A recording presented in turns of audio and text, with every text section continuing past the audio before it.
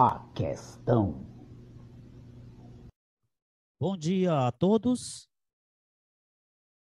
A questão hoje é o trabalho como mercadoria e alienação.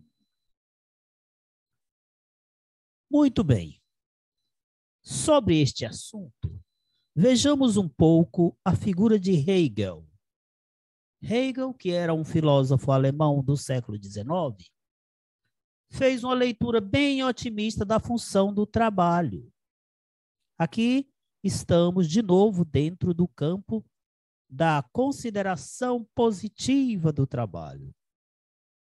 O que foi que ele falou? Ele disse: o servo submetido a tudo faz para o Senhor, mas com o tempo o Senhor descobre que não sabe fazer mais nada, porque entre ele e o mundo foi colocado o servo. O que isto nos quer dizer dentro da concepção hegeliana? Isso nos quer dizer que o servo, aparentemente, ou não aparentemente, mas realmente, compreendido pelos poderosos nos séculos anteriores ao 19 e até dentro do 19, inclusive hoje ainda, mas grandemente compreendido nesses séculos 19 para trás, ele era compreendido como um objeto, alguém que o patrão poderia brincar. Eu quero, eu não quero, se eu quiser você fica, se eu não quiser você não fica. E o servo não tem direito a nada. O servo não pode dizer nada. Mas o que é que o Hegel vai trazer de novidade? Ele vai dizer o seguinte: como o servo agora é o cara que faz tudo, o patrão não sabe fazer mais nada, porque tudo tem que ser o servo que faz. Então, de certo modo, o patrão agora criou uma dependência do servo.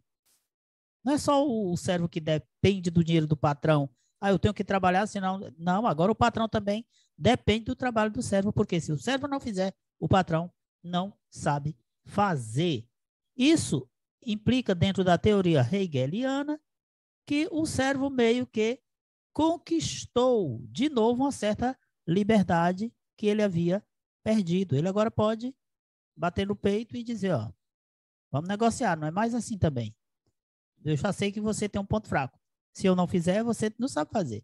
Então vamos lá, não pode ser só nos seus termos, vai ter que ser uma coisa agora dialogada. No século XIX, a gente tem a famigerada Revolução Industrial, e isso vai trazer um monte de elementos que constituirão o mundo do trabalho. Esta situação advinda desta revolução trará, por exemplo, uma exacerbação da exploração do operário. Essa exploração ficará mais grave, mais à mostra agora. Antes ela era uma coisa um pouco mais tácita, escondida, agora ela fica mais clara. E isso é só você averiguar e ver em cima de alguns fatos certos que ocorriam no trabalho. Por exemplo, as instalações eram péssimas, péssimas instalações de trabalho. Os salários baixíssimos, crianças levadas para trabalhar, mulheres, etc. E aí, dentro da constatação desta situação, é muito bom, né? De exploração do trabalhador, se começará a pensar saídas possíveis para combater essa exploração. E aí é que ganhará força nesse momento movimentos que seguirão ideais anarquistas e socialistas. O grande teórico desses movimentos é Karl Marx. Por isso, ele merece agora um momento à parte só para ele. Digamos algumas coisas em relação a ele. Primeiro, ele dizia o seguinte: o trabalho é condição de liberdade. Ponto. Por ele, o ser humano se confronta com as forças da natureza. Agora, para Marx, em que situação o trabalho é condição de liberdade? Nos moldes capitalista? Naturalmente que não. Um pouquinho mais à frente, a gente vai averiguar como Marx vai combater ideologicamente a sociedade capitalista. Então, vejamos.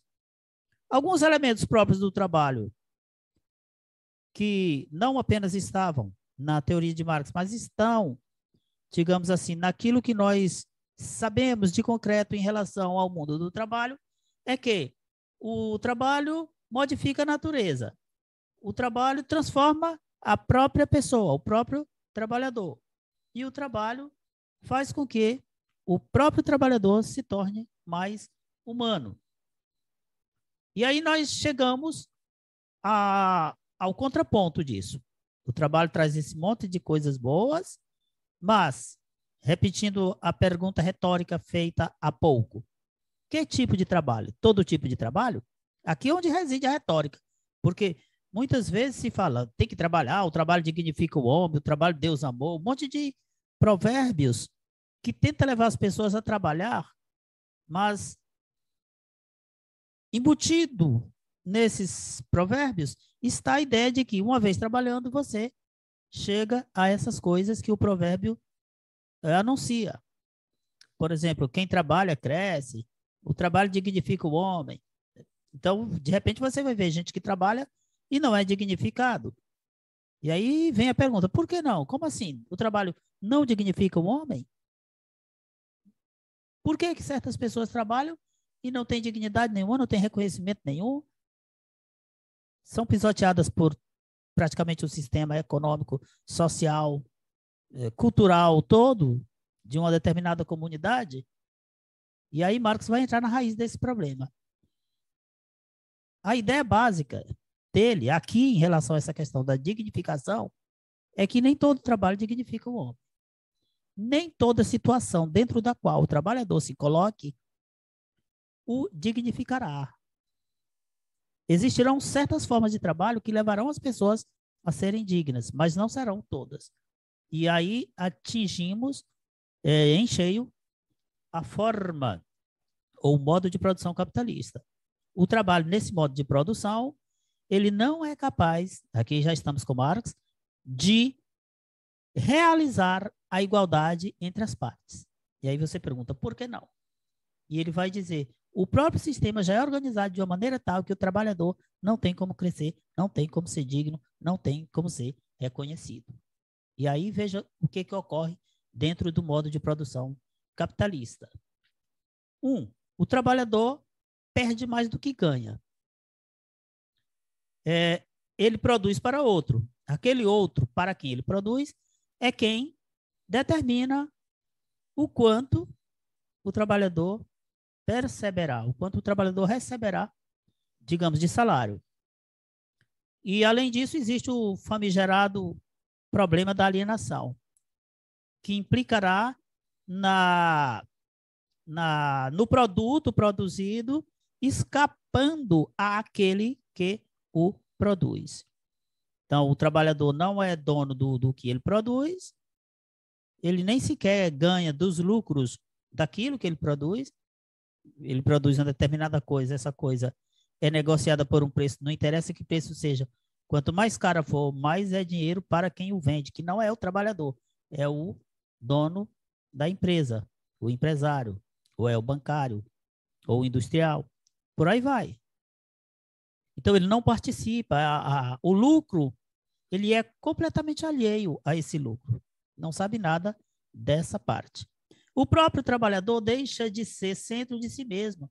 Quer dizer, ele não é dono de nada dessas coisas, ele não é dono do horário dele, ele não é dono dos frutos da produção e ele não é dono nem dele mesmo. Como é que a gente chega a essa constatação? Sabendo que o trabalhador não escolhe o seu próprio salário, ele não escolhe o seu próprio horário de trabalho. Tudo que ele faz é comandado de fora. Portanto, contra a vontade dele, muitas vezes. E aqui nós chegamos ao aspecto mais, digamos assim, eu diria que é o mais importante dessa parte, para que nós entendamos essa questão de como um trabalhador vive no sistema capitalista, que é a alienação. Aqui nosso texto diz que essa palavra tem vários sentidos, ela apresenta um sentido jurídico, e nesse sentido, ser alienado significa perder a posse de um bem, tem o sentido psiquiátrico.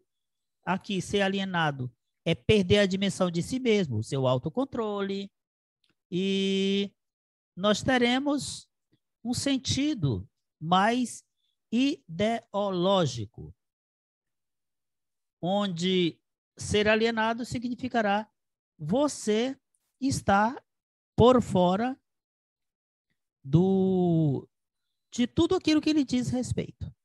Você está, digamos assim, corporalmente dentro, mas em termos de decisões, você está completamente fora. Ok? E esse é o sentido mais normal de alienação. É o cara que está por fora. A gente chama assim sei lá, uma palavra grosseira, o abestado. As coisas estão acontecendo e ele simplesmente desconhece. Está ali na frente do nariz dele e ele está alienado, está por fora daquilo ali. Muito bem. A questão da alienação na produção, ela pode ser vista da seguinte forma, em Marx. Marx vai dizer assim, a alienação se manifesta na vida real quando o produto do trabalho deixa de pertencer a quem o produziu. Falei já disso, acho que podemos passar. Só que aqui o que interessa é que esse produto não pertence a quem o produziu. Por quê? Porque ele não quer? Não, porque é a lógica do próprio sistema capitalista. O sistema já é montado de maneira tal a que se produza para outro e não se tenha conhecimento dos usos, do resultado daquilo que é produzido. Olha só esta frase aqui, como é bastante emblemática. O trabalhador, quando ele resolve trabalhar para alguém, o que ele vai vender é a sua força de trabalho, é a sua capacidade. Eu sei desenhar, eu vendo essa minha força de trabalho, minha capacidade de desenhar. Eu sei tocar, eu vou trabalhar como tocador. Essa é a minha, o que eu chamarei de a minha força de trabalho. Cada um vende a sua força de trabalho. Só que quando eu vendo a minha força de trabalho, eu também viro mercadoria. E aí vai ocorrer o que nós chamamos de o fetichismo da mercadoria e a reificação do trabalho. Essas duas palavrinhas são importantíssimas. Atentem. Fetichismo da mercadoria, reificação do trabalho. O que é o fetichismo? O fetichismo é um tipo de situação em que o ser inanimado adquire vida. Em outras palavras, um objeto tem um tratamento de pessoa. Eu dou mais importância a um objeto do que a uma pessoa. Isso aí é o fetichismo da mercadoria. Não esqueçam aqueles famigerados plays que às vezes batem carro e ao invés de se preocuparem com a pessoa caída, vão olhar se o carro machucou. Então aí o objeto vale mais do que a pessoa. É um exemplo clássico de fetichismo da mercadoria. E o que seria a reificação? Na reificação é o oposto. O trabalhador, ele passa a ser tratado como uma mercadoria. Então, são apenas exemplos contrários. Em um, o trabalhador é tratado como mercadoria e em outro, a mercadoria é tratada como uma pessoa.